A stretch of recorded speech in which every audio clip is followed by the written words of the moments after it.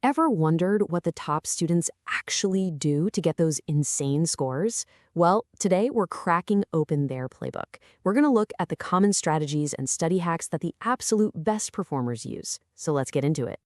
So, what really is the secret sauce here? Is it just about locking yourself in a room and studying for 18 hours a day? Or is there something smarter going on behind the scenes? We're about to find out, and I think the answer is way more straightforward and doable than you might think. And look, this isn't just some theory we cooked up.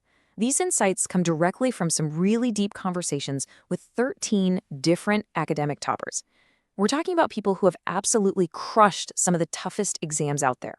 And we're not talking about your average school test either.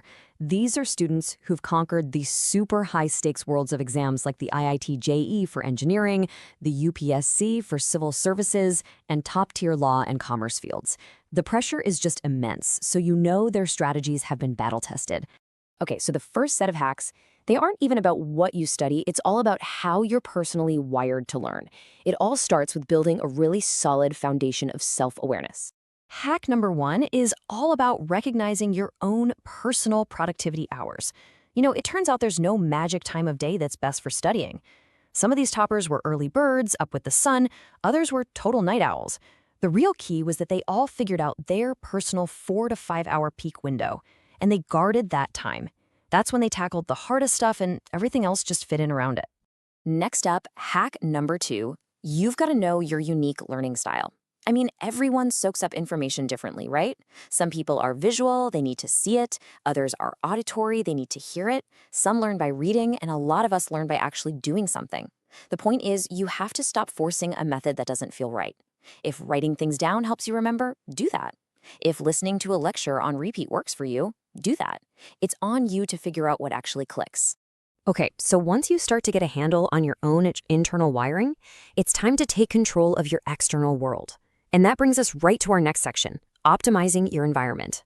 Hack number 3 it was surprisingly common, and it's simple. Keep your space organized. Get this, an incredible 12 out of the 13 toppers we're talking about really stress this point. They kept their room, their desk, even their bed meticulously tidy. And their logic was super clear. A cluttered physical space just leads to a cluttered, stressed out mind. And speaking of stress, that slides us right into hack number 4, manage it with good relationships.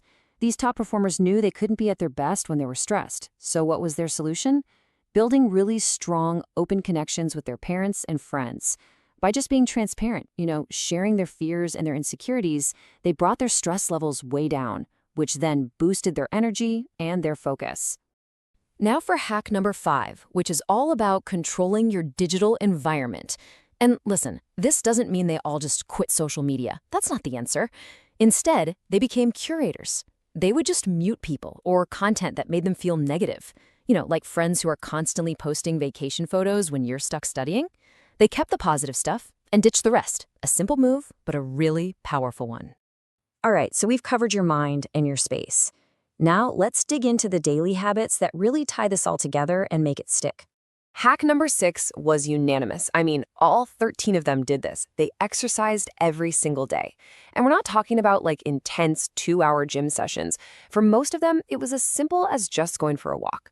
Getting a little bit of sunlight, keeping the body moving, that was enough to keep them feeling energetic and ready to focus. Okay, let's talk about efficiency. Hack number 7 is all about using the tools we have today to save time and study smarter, not just harder. So how'd they do it? Well, they made full use of online resources. Think about it. By using online courses, tutorials, and test prep videos, they cut out hours and hours of commute time they would have wasted traveling to and from physical classes. For any student today, that's a huge strategic advantage. All right, get ready for this next one because it might sound completely backwards. Hack number 8, schedule time for distractions. That's right. Every single one of them actually scheduled time every day to do nothing. To just chill out, watch a movie, or zone out. By putting their distractions on the calendar, their brains could fully focus the rest of the day because they knew a break was officially coming. And now for the final and maybe the most powerful principle of them all. This is the one that so many of them used to turn failure into a massive victory. This is the master key that unlocks the whole playbook. Let's be really clear about something. A lot of these top students did not ace their exams on the first try. Not at all. They faced failure, they got knocked down, just like anyone else. But what set them apart was how they responded to that failure. So what do you do when you don't succeed? You could give up, or you could just try the exact same thing again and hope for the best. But that's not what they did. They did something completely different. And here it is, the final hack, number 9. They followed the playbook of the people who had already succeeded.